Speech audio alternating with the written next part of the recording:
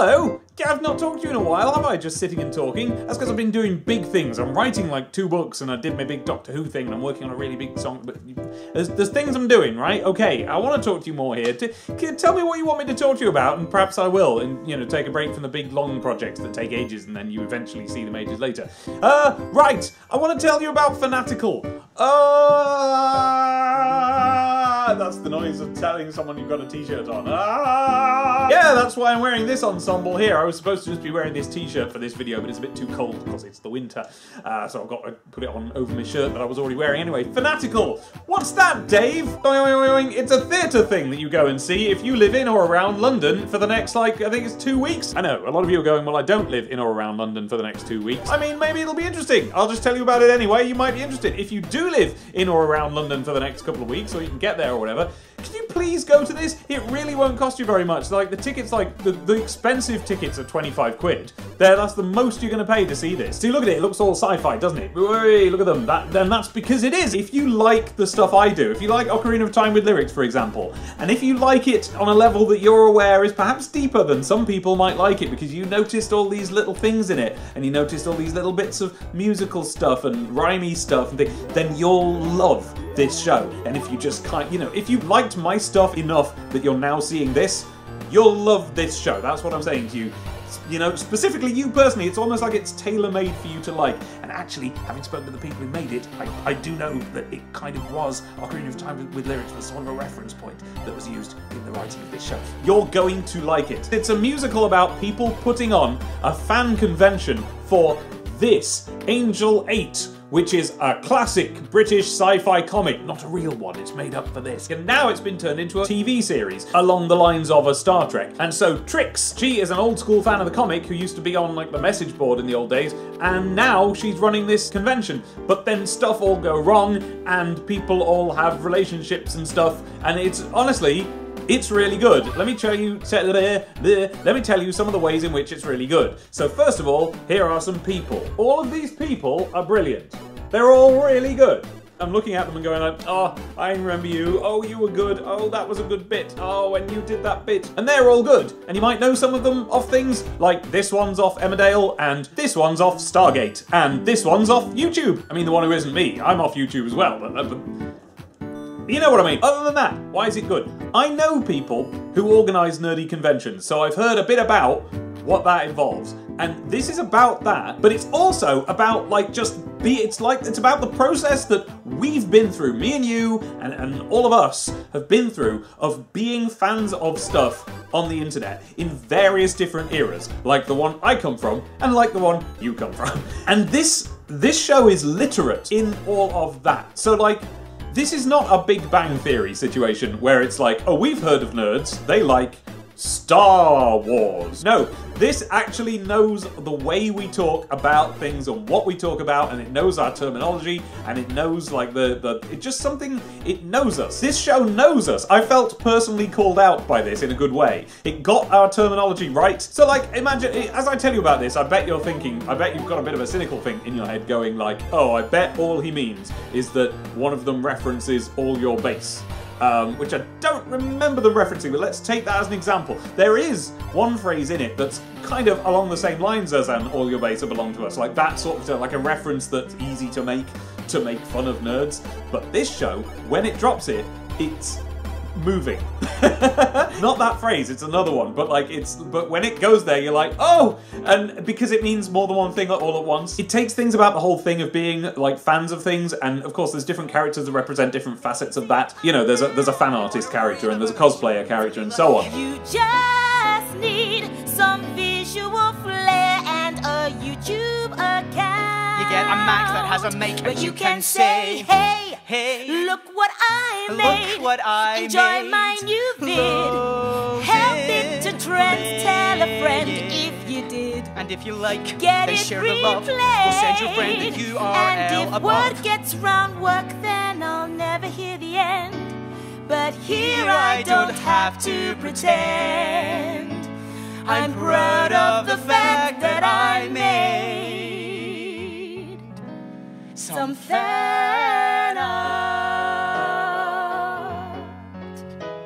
But the actual show itself, I could take my mum and she would understand everything in it. It's not, and in fact, the audience, there was quite a lot of older people in the audience, and they were laughing along, they were having a great time. Maybe they were laughing at their kids' expense, I don't know. But unlike Big Bang Theory or something like that, it's not making fun of those people and those fans. It's looking into why we do the things we do and why we have these approaches and obsessions and interests and hobbies and what's universal about that. I mean, there's one bit where, I hope the writers wouldn't mind me giving this away, but there was a line that I really enjoyed that's kind of an example of what I'm talking about, where they compared how when we collect toys we don't take them out of the box, but it was used to illustrate how this character didn't take themselves out of the box, so to speak, in a psychological way. Look, in the absence of a copy of the script, I'm gonna get the words all wrong, but it was good. But the whole script is full of observations like that tie together the specifics of what we do as fans, and extrapolates from it what it says about us and what it means, and from there, how we interact and how we make friends. And I just found it to be very, very accurate from years. You know, I've been exhibiting at comic conventions for a very long time, and it all really felt extremely familiar and correct. And the songs were great. They were really nice, and there were all these moments of close harmony in them that were just beautiful. And the lyrics are great. You know me by now. You know how I like there to be little rhymes hidden all over things and little references in the lyrics to songs. And several times in this show I was like, ah! It's really good. Go and see it. It's the sort of general London area. I don't know which bit, but it's W10. I don't remember having to do too much travel to go there. You know, I went on an underground train, and then I came out of it, and then we walked for a bit, and then there we were. You might remember a couple of years ago that I went on and on about something called Return to the Forbidden Planet. Well, some of you did go to see that, and you went, like every single person who saw my video and went to see it, wrote to me saying, "Oh, Dave, you were right. Oh, I'm so grateful that you made me not miss this experience in my life." And you've missed that, but you haven't missed this. There's another couple of weeks. It's on till December the 8th. You can see this. And if you do, tell them I sent you, because this is a brand new thing. The guy who wrote it is probably there. He will talk to you. What else can I say about this thing? It was really good. Oh yeah, it's got the funniest seduction song I've ever seen. It's very, very, very funny. I'm not going to tell you anything else because I would ruin it, but oh, it was great. And oh, there's a reveal line in the song, and the actor who plays Trix, Sue-Ann Brown, got it so right. We were howling with how funny it was. She puts in a powerful performance. Everyone does. This is a good show. You need to see this show. And you've got a chance. It's still on until December the 8th. 25 quid, max. I think there are tickets for less than that. I think the Twitter says there are tickets for £12. I don't know if those have all gone or not, but like, go to this. And that Thai restaurant over the road, you're only going to pay about a tenner for the whole thing. It's like 9 quid for a curry, couple of quid for the rice. Oh, I had the green curry.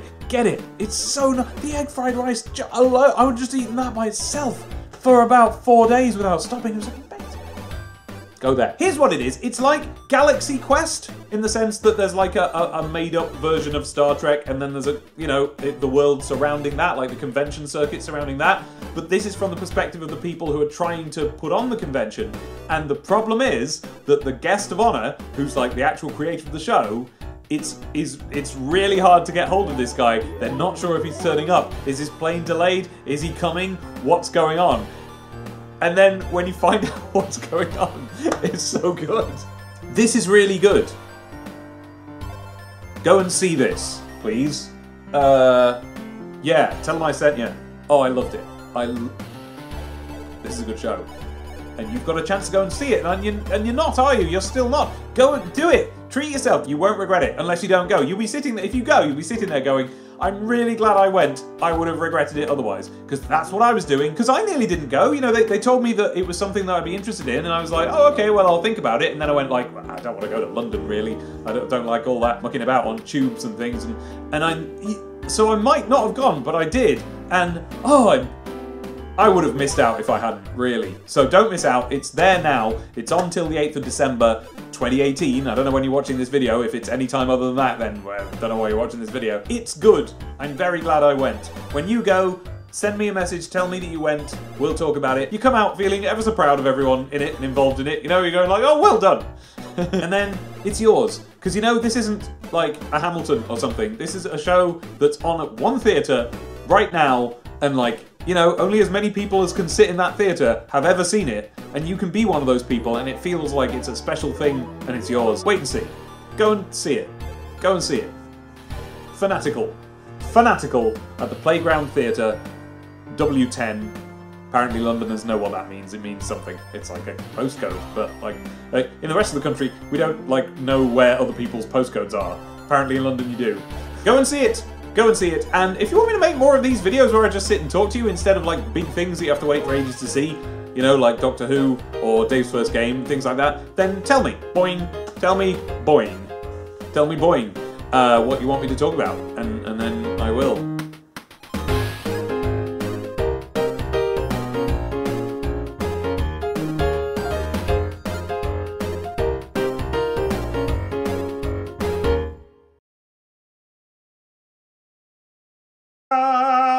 That's the noise of telling someone you've got a t-shirt on. Is that not how you reveal your t-shirts? Do you not walk into a room and go, and they go, what? And they don't know that you're referring to the t-shirt, so you have to go like,